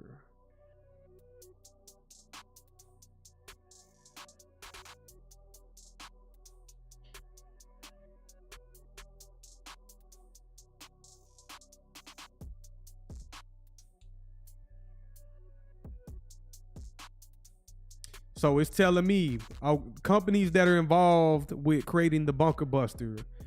We got Lockheed Martin, we got Texas Instruments and Raytheon, and we got Boeing. Those are 4 different companies directly involved with creating those bunker buster bombs. Lockheed Martin, Texas Instruments, Raytheon, and Boeing. So let's go look at those stocks. You know what I'm saying? We might as well go look up the stocks. Let me pull it up. Lockheed Martin. Let me go type them in. Lockheed Martin Corporation. They're directly traded on the New York Stock Exchange. Let's go ahead and take a look at their stock. And as you can see, it's just perpetual bullishness for Lockheed Martin. They hit the market back in 1995. They opened up at a price of $25. Okay. And then they created a high in 2024. The price of that stock was $618. That's the high. And right now it's currently trading at $470. And it recently traded down to a order block. Y'all see that counter right there? That's a order block. So some of these companies are going to be directly benefiting from this war and conflict, especially Lockheed Martin. See it trading down to that order block right there. We trading down inside of the candle, and now price starting to show movement as if it wants to go higher. So it recently dropped down to a discount. Hell, we don't know. You can't be in everything. I always tell y'all that. Y'all can't be involved in every asset out there on the market. But for the people that was involved in this, like the BlackRocks and certain institutions and certain insiders, they were scooping this stock up at a discount, and I'm going to expect it to continue to go higher based on, hell, they've been going higher. You know what I'm saying? Look at the perpetual bullishness for Lockheed Martin. Let me go look at, let's go ahead and look at, let's see, Palantir. Let me go pull them up. PLTR. Palantir Technologies, NASDAQ. They're directly involved with the Department of Defense. They're using advanced technologies to support the United States military. This stock opened up back in 2001. Well, this data shows 2020. So they went public in 2020, my bad. When they opened up, it opened up at $10. Imagine just a few years ago, you knowing about Palantir, and you going ahead and going in there and scoop up some stock of Palantir. It created a low of $6 at one point. No, $5.92. It went down to $5.92 at one point, and you could have scooped you up some Palantir if you was in the know. And they've been around since the early 2000s. But imagine going in there in the early 2000s, scooping up this stock, buying it at a discount, and now it's currently trading at $137. They're directly working with the Department of Defense. They're booming. I'm going to expect it to continue to go higher. Let's go look up Texas Instruments. Texas Instruments Incorporated. They're directly trading on the stock exchange. Let's zoom out. What I'm doing is I'm looking at a long-term time frame, the 3-month, the 6-month, and let's just zoom all the way out. Texas Instruments been around since the 60s. So 1968, Texas Instruments hit the market. They opened up at $1.08. Could you imagine? I mean, I wasn't born. Shit, my parents was just born. So could you imagine scooping this up early days? And it traded down from 68 all the way to about 1998. It stayed down at that level for decades. And then clearly, as the advancement of technologies start to advance, that's when you see the stock start to boom. About 99, it crashed. That was, I guess, was the Y2K era. But around 1999, it crashed a little bit. And it stayed down in that range until about 2008, the recession, the financial recession. And in 2008 to present day, that stock went crazy, and it created a high of $220 last year. The fourth quarter of 2024, it created a high of $220, and I'm expecting it to continue to go higher. They're directly involved with the Department of Defense, and they helped create the bunker buster bomb. And then we got one more. Let me see, one more company. Oh, Boeing, the airplane company. Boeing. So let's go look at Boeing.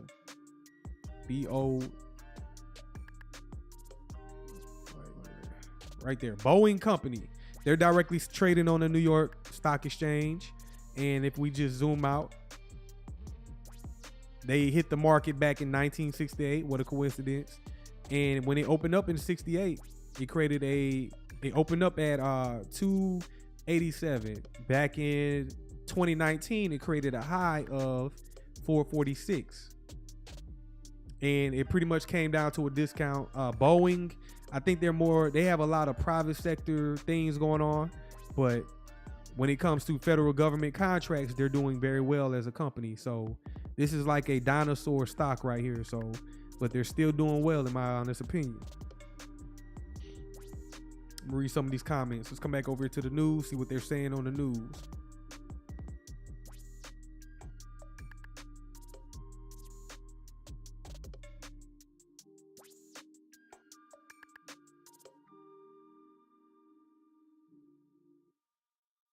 Textual element, and that's the very fact that Iran and the United States were in the middle of a diplomatic trajectory. Iran and the United States were supposed to have their 6th round of negotiations on Iran's nuclear program scheduled for last Sunday. But the thing is that now with this new developments, and previously Iranians were saying that under attack, seeing their country being targeted, they are not going to negotiate.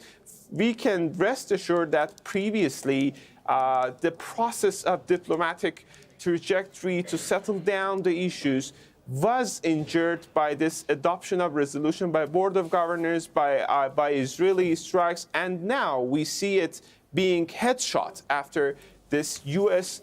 direct intervention into this complicated scenario. And one last point that I think we have to keep in mind is that Iranians are saying that the resolution adopted by the Board of Governors, one important development, was drafted by the United States and 3 European countries.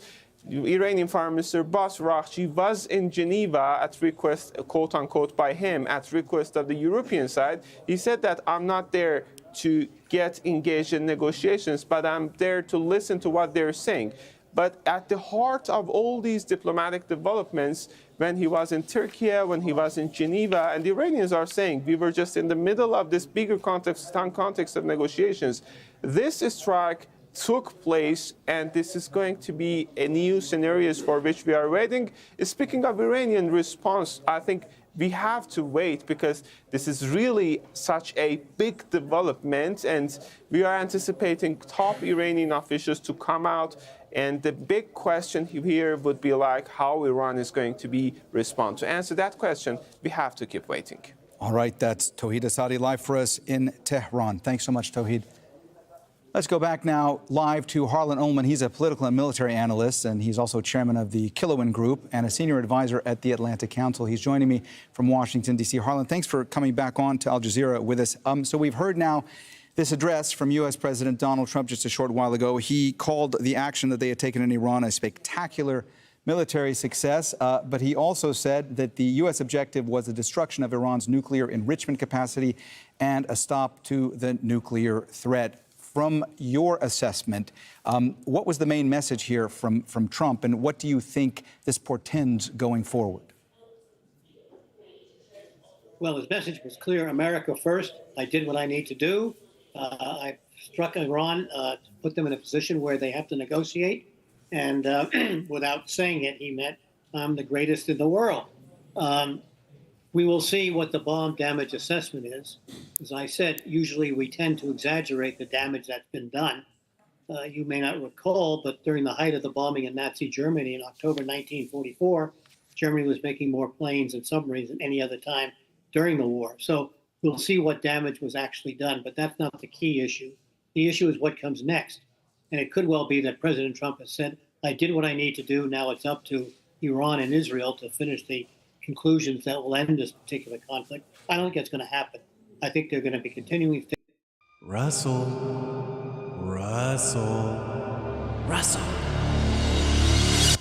Is that Iran has been prepared for this sort of attack. If they haven't, they're more incompetent than people can imagine.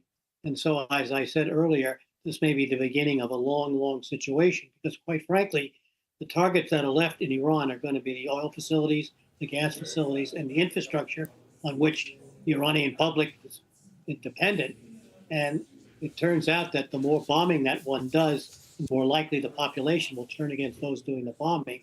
So it's not entirely clear that continued strikes against Iran are going to help mobilize some kind of resistance to the regime. In fact, it may turn the Iranian people solidly against the United States and Israel being the aggressors. We will see. I hope there'll be a negotiation. But quite frankly, I don't think that's a very likely outcome. Harlan, in the run-up to all this, Iran has been... All right, y'all, we pretty much, I mean, that's going to be it for tonight. They put on a show for us tonight. They definitely put on a show for us tonight. There's more to come after this. We are about to go into the second half of the year. Let's review some charts, and I'm going to get up out of here. But we are living in some interesting times. We are living into some interesting times right quick. Let me bring over here back to the charts.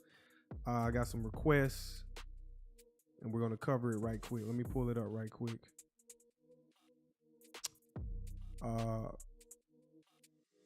First of all, let's come over and look at XRP. If you don't know, this is all needed for the global reset.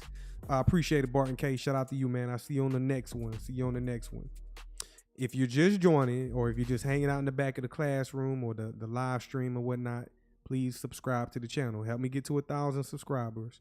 If you're just sitting in here, just press the subscribe button. I try to do my best to cover market analysis and fundamental news. So we're growing, you know what I'm saying? So I appreciate it. But this is XRP on the daily time frame.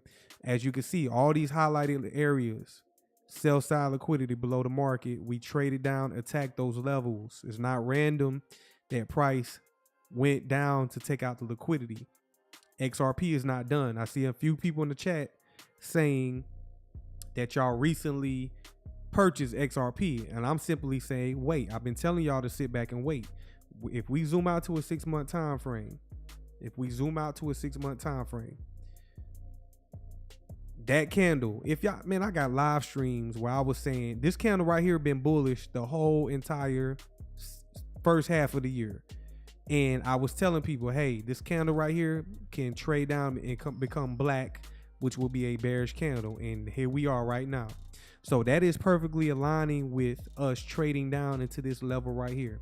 So for those that pulled the trigger too early, you might regret it in the short term. Like, you was not patient enough. Y'all see price going down, and because you don't have the skill set, you don't have the know-how to be patient, you went ahead and pulled the trigger. That's on you. You're gonna have to live with it.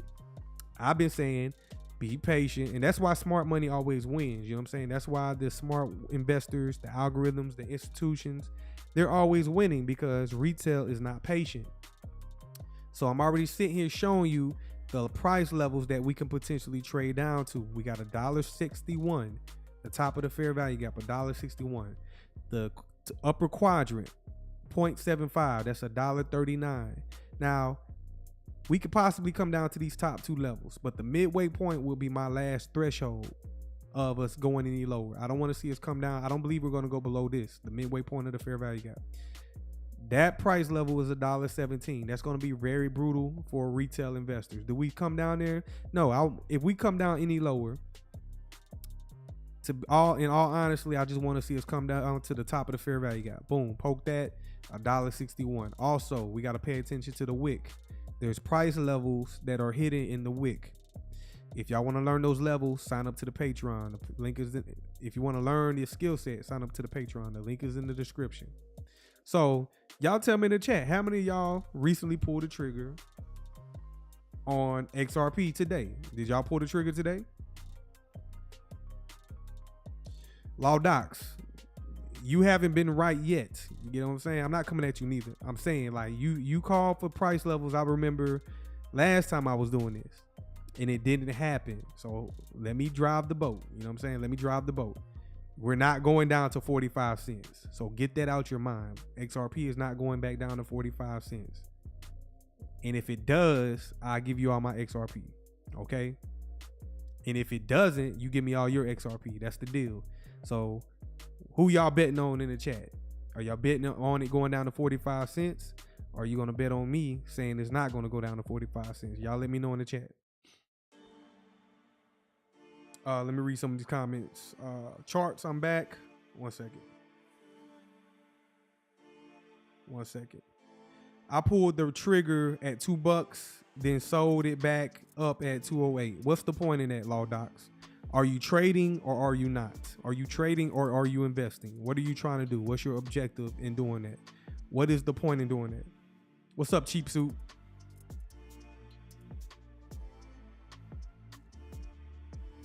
So a lot of y'all are betting on me. Y'all betting on that it doesn't go down to 45 cents. I got real estate in Israel to sell you if it goes down there. Now I'm bullshit. I'm just capping. But there's no point in that, Law Docs. If you're gonna do that, Law Docs, just go to the futures market and trade XRP. You know what I'm saying? I cover it all the time. I don't know where you been at. I haven't been seeing you, but if you just learn how to trade, you can do that same exact thing in the futures market. Go trade derivatives XRP, whether on Coinbase or from the CME. So you rather do that strategy in that market. If you're trying to buy the digital asset, you're wasting time. You're wasting time buying XRP at $2 and selling it at 208. You're going to end up paying more in transaction fees, and then you're going to have to report that to the IRS. So let's not do that. You know what I'm saying? I'm trying to promote professional trading over here. We don't want to do irresponsible things over here when you're watching my channel. So hopefully you're telling me you're buying and selling. But we got 8 days left. So let's go ahead and zoom by. We went ahead and bombed Iran right before the second quarter. Somebody in the chat also mentioned it is the summer solstice. So that's a key thing as well. They do things, they plan things accordingly. Not necessarily the markets, but all of this, the pause in the markets was programmed, okay? All that was programmed inside of price. So that's why we've been seeing like all this stagnation. Let's go down to the 3 month. We've been seeing price stagnate for several months now. And that's because we've been waiting for some type of event. And we pretty much got it. Is it over? No, there's more events to come. Law Docs, you say no taxes for me, maybe for you, but not for me. Okay, Law Docs. Okay, Law Docs. Are you an American citizen or are you sovereign? Are you a U.S. citizen or are you sovereign? Because once you start making a certain amount of money, you're going to pay them taxes. I don't give a damn who you are. You're going to pay them taxes. And if you don't pay them taxes, they got a jail cell in Angola for you. Angola. Hopefully you know where Angola is. They got a jail cell in Angola waiting for you. You say status and standing. For sure, Excalibur. For sure. So when we start talking about making millions and millions and millions of dollars, and then you start, you're not reporting that and they find out, because eventually you're going to have to pop out and spend some money. You know what I'm saying? Once you start making big purchases, you're going to raise some red flags out there, unless you're just going to be all the way sovereign and not use your money. So, yeah, Law Docs, you be on one, but I like that though. I like that, Law Docs. I like that you be all over the place. So as I've been saying, like, this is a 3-month time frame. We're waiting for XRP to close the quarter. How many times I got to say that? It's going to be more interesting once we get into the second half of the year. So we're waiting on that. There's nothing else to really talk about. Let's go down to the daily. As you can see, price selling off. We are not done. So let's do some forecasting for XRP. Let's go down to the weekly. I want to see on the weekly time frame, we close in 21 hours. What I want to see is, how do we open up the next week, the next candle? Where do we open up? And I'm already going to lean that we're bearish. I'm going to want to see price come down lower, and I want to see us come down and attack the top of this fair value gap eventually. But we got some price levels along the way. So for example, you see this wick, we got some levels to reach for inside of that wick right there. Okay, we got some price levels to reach for. And then we're also inside of this order block right here. This candle right here that I got highlighted, that's an order block. So we're just sitting there trading inside of that.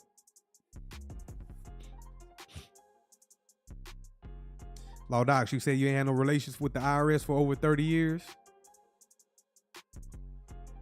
Okay, you must be doing some illegal shit. You know what I'm saying? You're not a sovereign citizen. You're not a citizen out here. You're 100% sovereign. That tells me you ain't worked a job that has to report to the IRS. So what have you been doing for 30 years?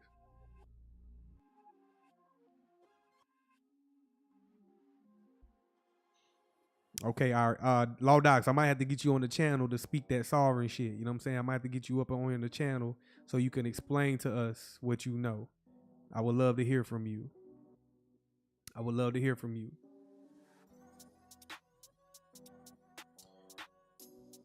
One second, y'all. 1 second.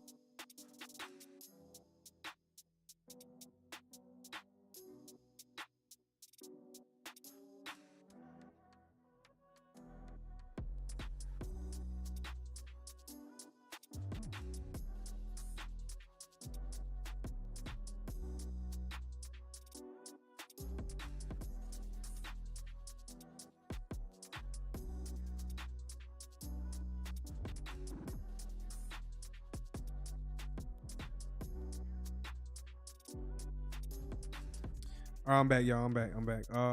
So what I'm looking at right now, I'm looking at XRP intra-week. We're down on lower time frames. As you can see, the protocol is we like to look for a previous week's highs and lows. And then, do y'all think it's random? Do y'all think this shit is random? So let's count the weeks. In between every vertical trend line, that is considered 7 days. So that's 1 week's price action. So we're coming to the close of the current week right here inside of these two vertical trend lines. This was the week coming to an end, okay? So I'm about to count back in time. 1, 2, 3, 4, 5, 6, 7, 8, 9 weeks ago. So I just counted back 9 weeks ago. Y'all count the days. Count the days, how many weeks that's been, or how many days that's been 9 weeks ago. So this was back in April. So everything you see in my chart, I have not removed this in my chart. I have levels in my charts for weeks and weeks ago. So, okay. I got levels in my chart from weeks ago. Notice that I highlighted in this particular week, it was April the 16th, 2025. This candle right here created the low of the week back in April 16, 2025. And then clearly that was the high of the week right there. We took that out, okay? But what I did was I dragged that out all the way in time. And then the following week, which was 8 weeks ago, there's a low right here that formed on April the 20th, 2025, okay? So there's equal lows. I didn't highlight that one because this one is right here, okay? So I'm pretty much just including this low with this low. So we're going to drag that out all the way 9 weeks into the future. Okay, see that trend line all the way at the bottom? Okay, so here we are in the current week. Look at this candle's low right here. You see that? That was last week's low. Look at this candle's low right here. That was the low from 2 weeks ago. And then include the low from 9 weeks ago. So all of that is pending orders, smart money stacking orders. Hopefully y'all are paying attention. That was smart money stacking orders in the market, okay? And price action, which is algorithmic, always seeks liquidity. So is it random? Do you think it's random that price trades down to those levels 9 weeks later into the future? Is that random? With precision. With precision. See how it trades down into those levels and it reacts at these levels? Is that random? What y'all think about that? Y'all tell me in the chat. Is that random? That should make you be like, damn, the markets can be predicted. I can already know where they're most likely going to go into the future. That means I have an advantage over everybody else. I have an advantage over everybody else. Most people are not, 99% of traders, investors, most people out there are not aware of this in price action. Most of y'all don't know how to read charts. Most of y'all are not familiar with this, and it should make you want to go ahead and pick up this skill set, because if majority of people aren't doing this, that leaves all of this knowledge and information to me. I don't have to watch. Like I said, I've been watching the charts. Y'all told me that America was bombing Israel, so I had to go off script right quick, and this is what I was going to get to. But is this random at all? That I know 9 weeks in the future, everything that you see outlaid on my chart, it has been in my charts for weeks and weeks at a time. I did not erase nothing. Now, once we attack the liquidity, it's no longer valid. We took it out. Okay, so y'all tell me in the chat, is that random or not? If y'all just join us, smash that like button, subscribe to the channel. I appreciate it. Subscribe to the channel. Law Docs, we switching gears. We're switching gears. We're no longer, I get you, I got you. We switching gears, you know what I'm saying? Stop posting your sovereign shit, you know what I'm saying? We cool on that. We switching gears. We focusing on the money. So that's some crazy information. I actually want to look into that one day. But right now, we're not focusing on that. Let's focus on the money and the opportunity ahead of itself. Because we got people like you purchasing XRP at $2 when I've been calling for over a month that XRP is coming down lower, and I'm sitting here showing you and teaching you how to understand this information. Don't just be watching me. You should be actually learning the information. It is free. Speaking of free, I have my free tomorrow. I'm gonna try to get it done early. It's coming to YouTube. It's coming to YouTube.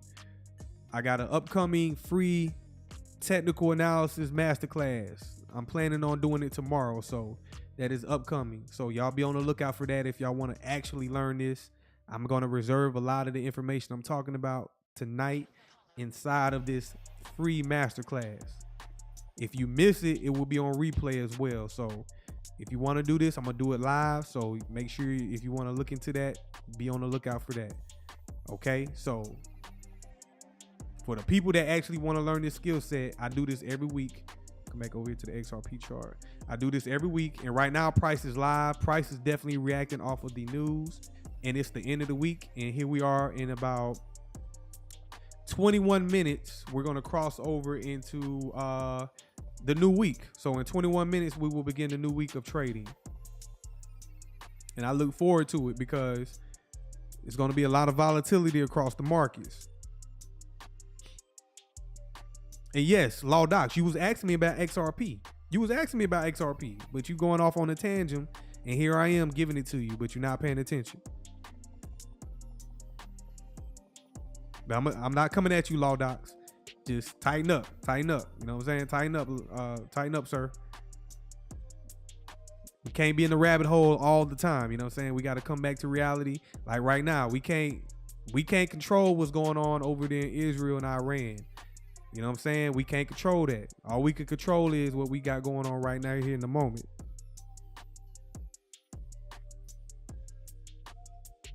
But I'm a reserve going down to lower time frames. Matter of fact, let's take a peek right quick. Let's go down to a 15-minute because it looks like XRP is setting up to just drop its draws. You know what I'm saying? It looks like it's trying to moon everybody here in a minute.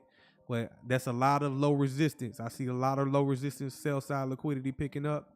It is currently Asia session. It is 10:39 Eastern Standard Time. So we are in the Asia session right now here on this Saturday evening. Asia session Saturday. Asia session begins from 8 o'clock p.m. to 12 o'clock midnight. Asia session. So right here,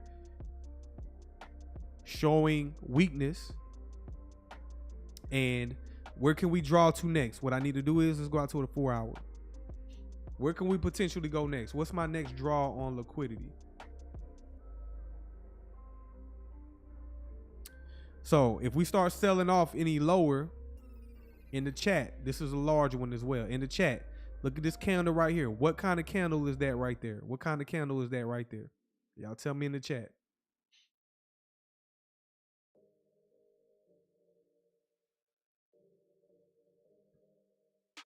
It's a BISSY, buy side imbalance, sell side inefficiency. Shout out to you, Daryl. It's a BISSY. So I'm gonna drag that out. That's on a 4 hour time frame. So that's a 4 hour fair value gap.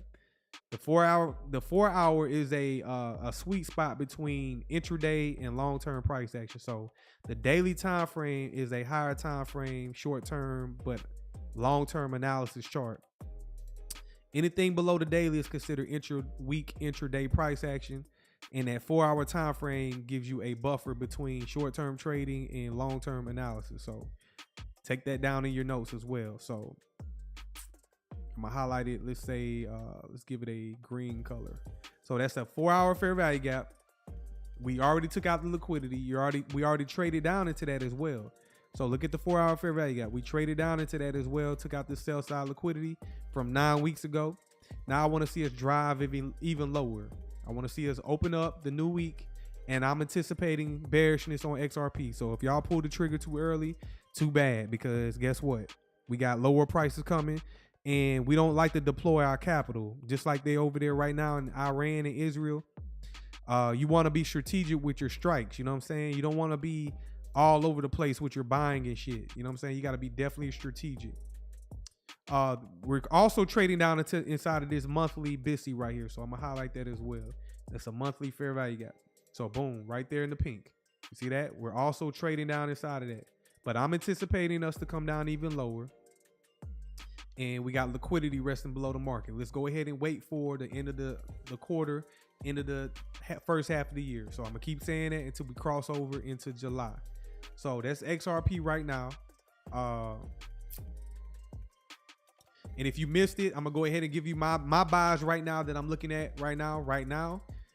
Once I get off this live stream, I'm gonna deploy capital, being strategic, not just pulling the trigger at any time. Right now, XDC is at a prime opportunity. This is when you want to be a sniper. This is when you want to put your fatigue on. You want to gear up.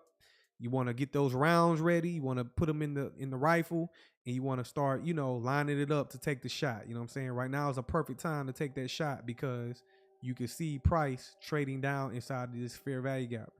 Also, we can go lower into this order block, the opening price of that order block right there. Okay.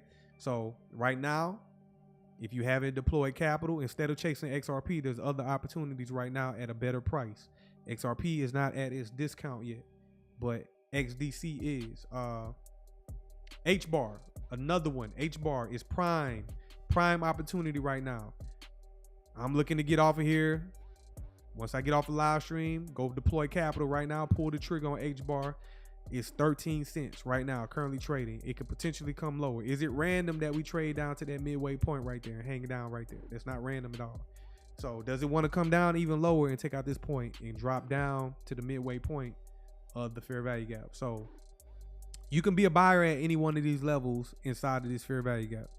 Definitely be pulling the trigger. What's the next one? We got a lot of them, man. We got a lot of them. For example, Flare Network is at a prime opportunity, which I'm not into that. Ondo, I ain't gonna say that. Chainlink is at an opportunity. Stellar looking like it wants to sell off even lower, so be on the lookout for Stellar. Constellation. So I'm definitely interested in Constellation DAG. Right now, it's at a prime opportunity, 3 cents, trading down at its fair value gap right there, and over here all the way to the far left. So there's fair value gaps resting below the market. So DAG at a perfect opportunity, Constellation. So HBAR, XDC, DAG are my signals for y'all to take advantage of. Okay, those are my signals for y'all to take advantage of. So definitely be pulling the trigger on that. Like I said again, if y'all want to check out the masterclass tomorrow, I'm gonna do a live masterclass. Be on the lookout for that. This live stream was pretty much off scripted. I'm not gonna keep y'all all night. I went live at the right time. Actually, I went live at the right time. Oh, let me pull up my Patreon if y'all are interested. Signal's going live real soon. Signal's going live real soon. Signal's going live real soon. So I've been doing some tweaking, updating. This is my Patreon. If y'all are interested, y'all come over here. I got beginner lessons. If you want to be a part of my community, I got a community. And then Signals, they're going live real soon. I got 3 tiers. This 4th tier, which is all access. You get the Signal services, whether you purchase the micros or the minis, and then you get full access to, I'm going to go ahead and include the beginner lessons.